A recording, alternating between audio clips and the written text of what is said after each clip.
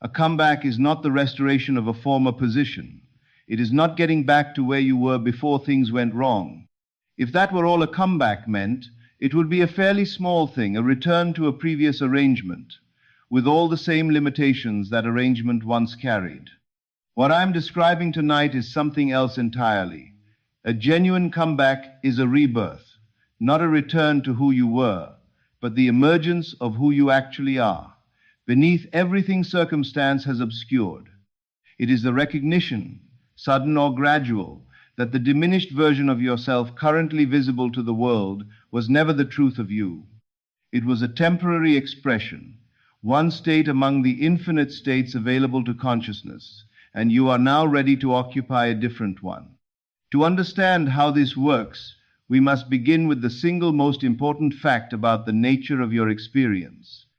The world around you, every circumstance, every relationship, every condition that currently defines your life is not happening to you, it is happening from you.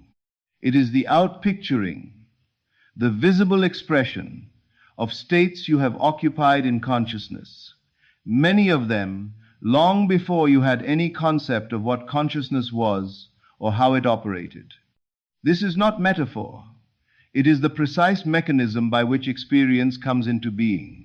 Your imagination not as fantasy, not as idle daydream, but as the actual creative workshop of your being, has been shaping your circumstances continuously, whether you were aware of this activity or not. The question that determines whether your life reflects defeat or triumph has never been whether you possess this power. You possess it absolutely, without exception, by virtue of being conscious at all. The question has only ever been whether you are using it deliberately or by accident. If you are sitting tonight feeling worn down by circumstance, wondering how a comeback could possibly be available to someone in your position, I want you to understand that the power required for the greatest comeback you can imagine is already, at this moment, fully present within you. It does not need to be acquired. It needs only to be directed. Here is the secret, stated as plainly as I can state it. Your comeback must occur first in imagination, because imagination is the only place where anything genuinely originates. Consider the life you desire to be living, not vaguely, specifically. See it with the particular clarity that comes from genuine attention rather than wishful glancing. Feel what belongs to that life, the satisfaction, the ease, the quiet pride of having become what you set out to become. This is not daydreaming, and the distinction matters enormously. When you genuinely enter this imagined state, when you inhabit it, rather than merely glance at it, you are not preparing for a future event. You are experiencing in the dimension where all experience first occurs, a reality that has in that dimension already happened. Consciousness does not operate by the same sequential rules that govern the physical world. In the realm where imagination lives, your comeback is not pending, it is accomplished. And the physical world, which always trails behind consciousness rather than leading it, has simply not yet caught up to what is already, in the only place that ultimately matters, true. Everything you can see around you, every object, every structure, every garment, existed first as an idea in someone's imagination. Before it took physical form, the chair did not appear from nowhere. It was conceived in consciousness before it was built. Your life operates by the identical principle. Every circumstance you currently inhabit is the physical residue of a state someone, usually you, often unconsciously, once occupied in imagination, and the circumstances you will inhabit going forward will be the residue of the states you occupy from this point on. This means your task is not to manufacture your comeback through effort applied to the visible world. It is to live it first, fully and vividly, in the only place creation actually occurs. Let me make this immediately practical, because understanding without practice produces nothing. Tonight, as you lie down to sleep, Choose one scene, simple, specific, and complete in itself, that could only exist in the reality where your comeback has fully occurred. Perhaps it is a particular conversation, a friend's voice expressing genuine pride in what you have accomplished. Perhaps it is the quiet moment of catching your own reflection and recognizing, without fanfare, the person you have become. The specific content matters less than its quality. It must imply, completely and without qualification, that the comeback is finished. Enter this scene, not as an observer watching it unfold before you, but as the person who is actually there, surrounded by it, the way you are surrounded by your present room right now. Use every sense available to you. What do you hear? What do you feel against your skin? What is the specific, settled quality of your own emotional state in this moment? Not the drama of arrival, but the calm, unremarkable naturalness of someone for whom this is now simply how things are. This last quality, naturalness, is the one most often missed, and it is the one that matters most. The scene should not feel like a triumphant peak you have just reached. It should feel like Tuesday, like the ordinary texture of a life that has, for some time now, simply been this way.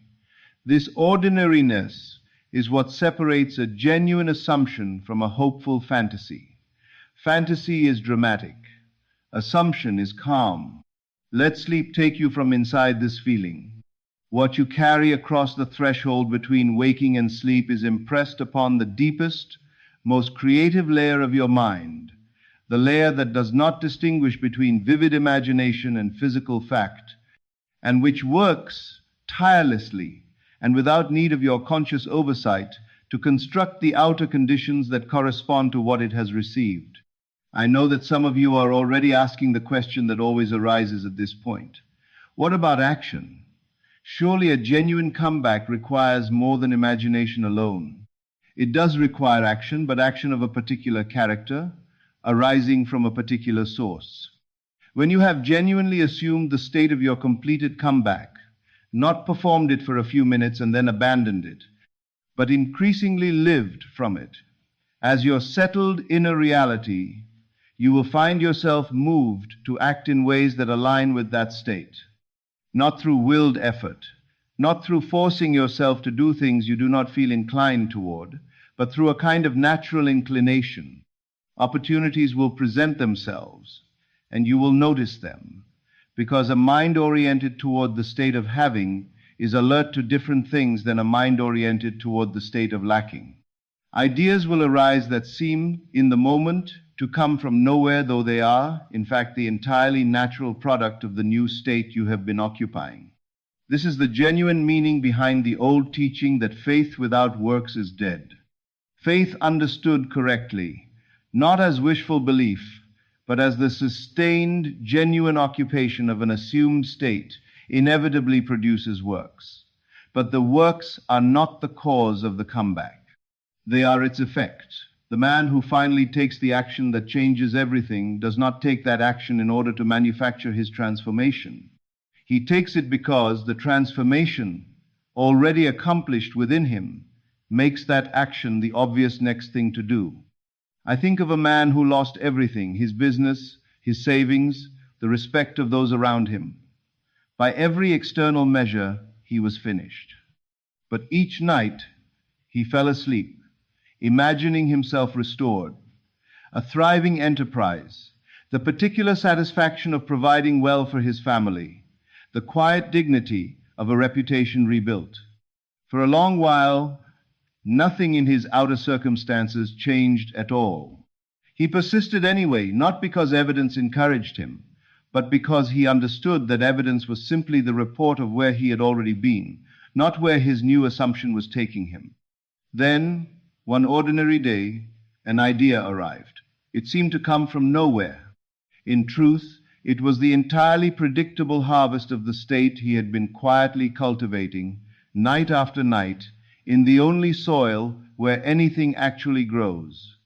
He pursued the idea, and within a relatively short time, he had not only recovered what he lost, but exceeded it considerably. This is the pattern behind every genuine comeback. It begins in imagination. It takes root in the deep, creative layer of mind that does not argue with what it is given. And then, in its own time, it blooms into visible form.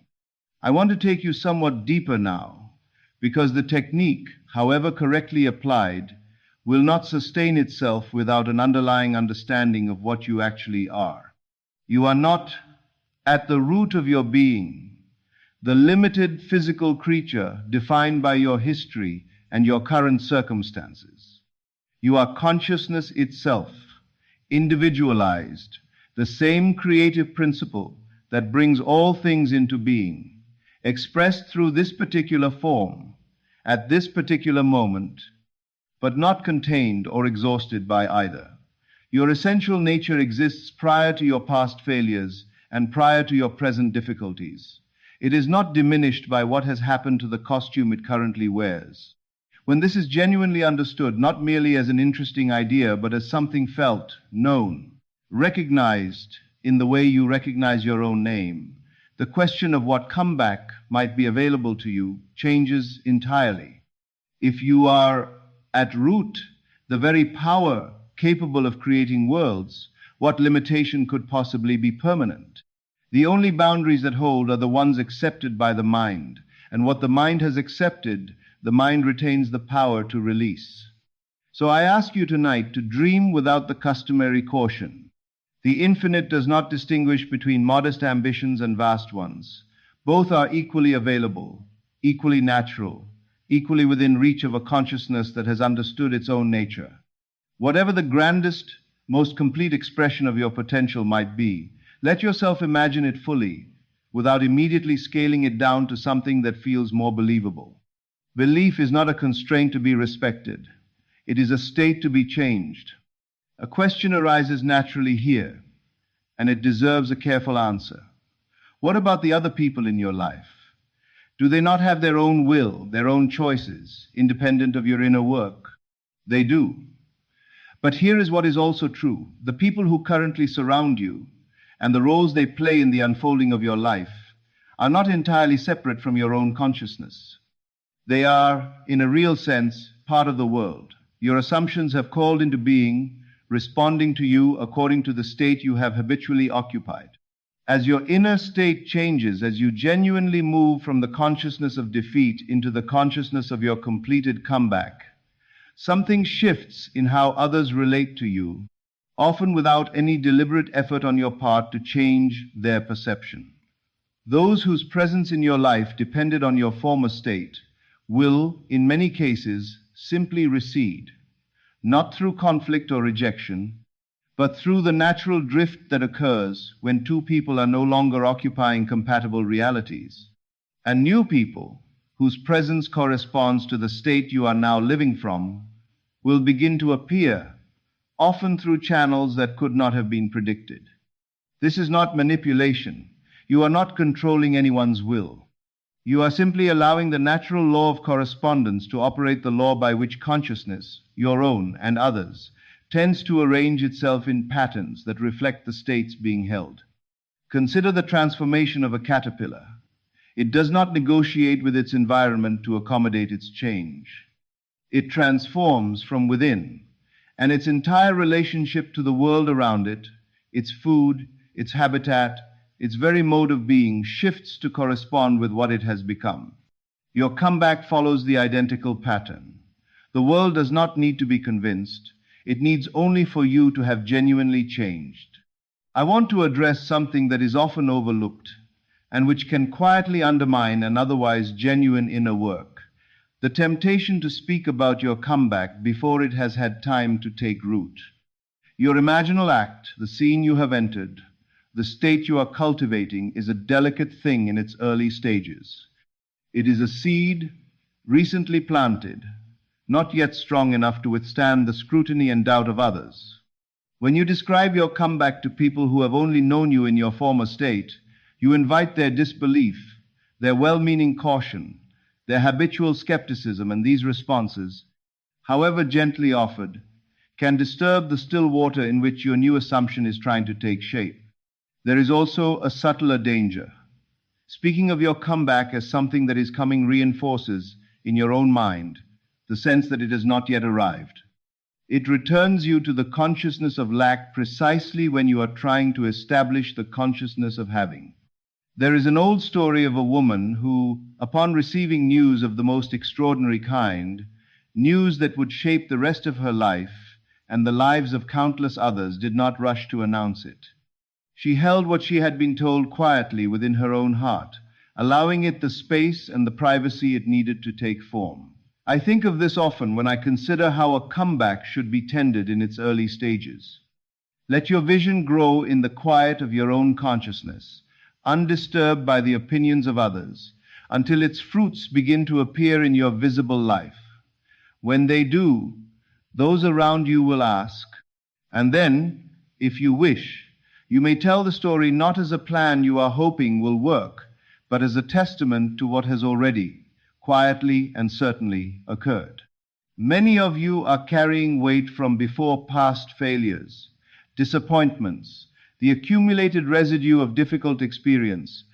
I want to address this directly because an unexamined past has a way of quietly sabotaging even the most sincere inner work toward a comeback. Your past does not hold the power you have likely been giving it.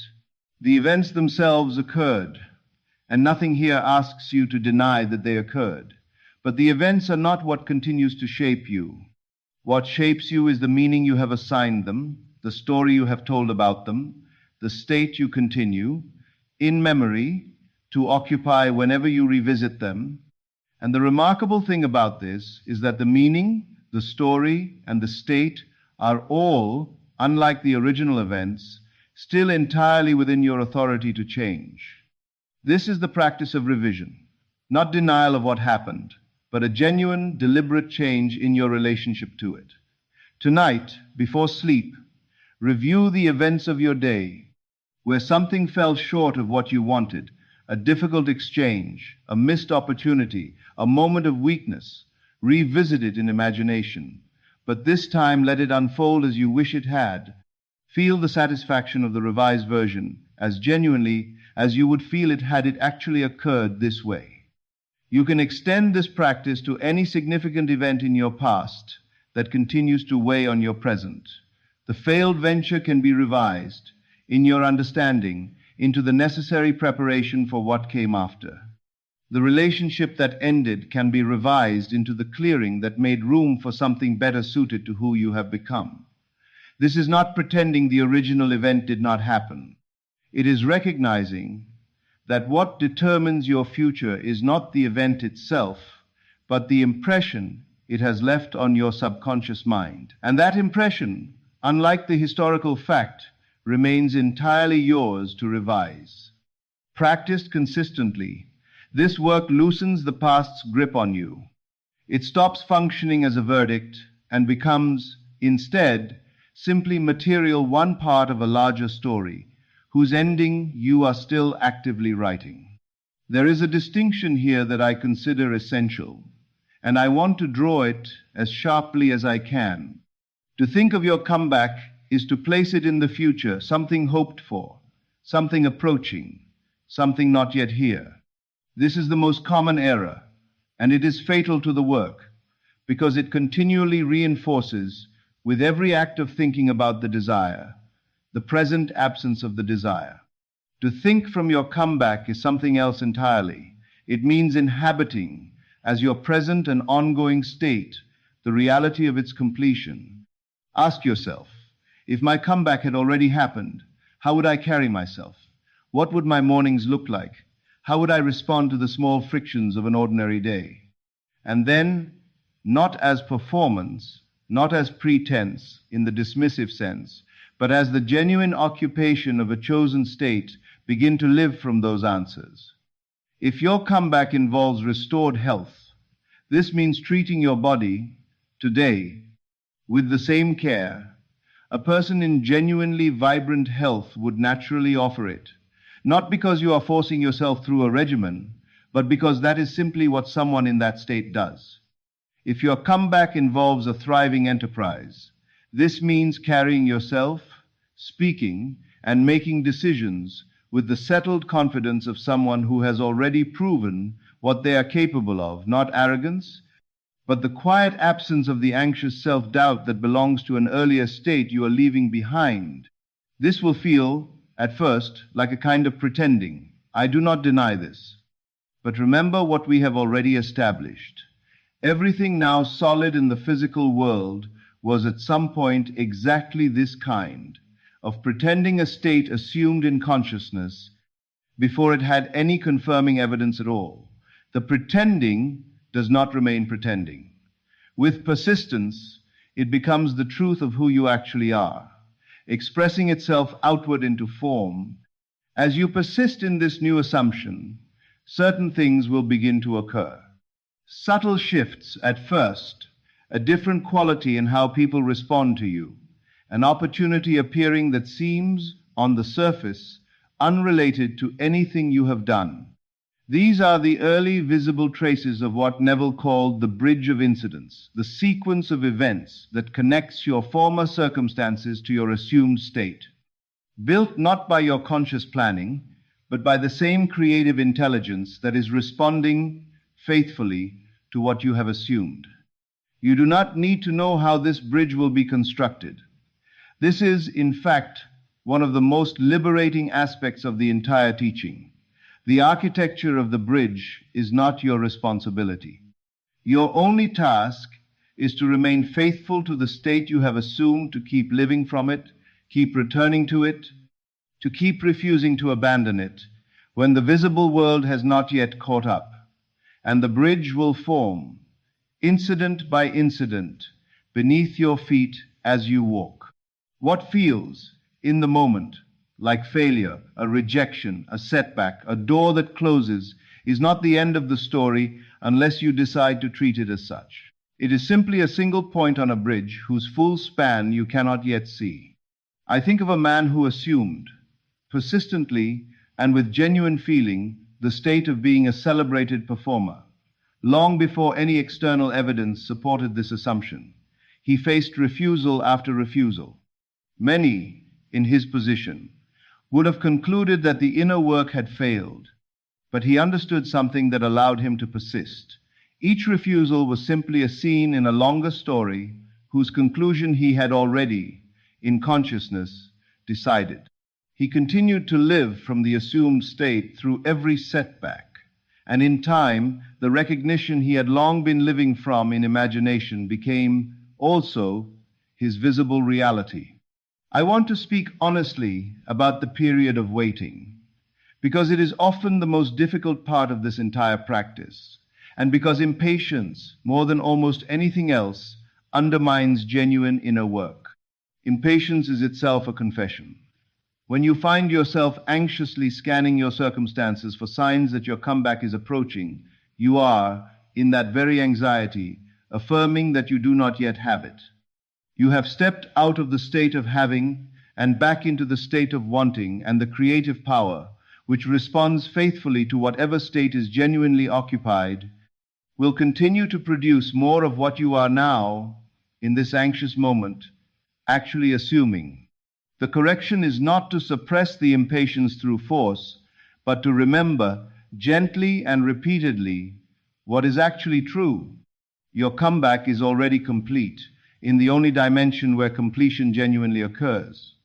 The physical world is simply in the process of expressing what has already, in consciousness, been settled. When impatience arises, and it will arise, especially in the early stages, before the new state has become fully natural to you, pause, breathe. Return, briefly, to the felt reality of your completed comeback. Remind yourself, quietly, that what you have assumed in imagination is the cause, and that the cause does not need to anxiously verify itself by checking on its own effect. Then release the question of timing entirely, the way the gardener releases the question of exactly which day the seed will break the surface. You have done the essential thing. The rest belongs to the process, unfolding according to its own nature. I want to address one further matter, because without it, even sincere and persistent imaginal work can be quietly undermined. Many of you carry beliefs about yourselves that operate beneath conscious awareness. I am not the kind of person this happens to. Success requires more struggle than I am capable of. I always find a way to lose what I have gained. These beliefs were not chosen. They were absorbed, usually long ago, from sources you had no power to evaluate at the time. And they continue to operate, silently, as the deeper assumption beneath whatever surface assumption you are attempting to establish. This is why a person can sincerely imagine their comeback, feel genuine emotion while doing so, and yet see little change because beneath the surface practice,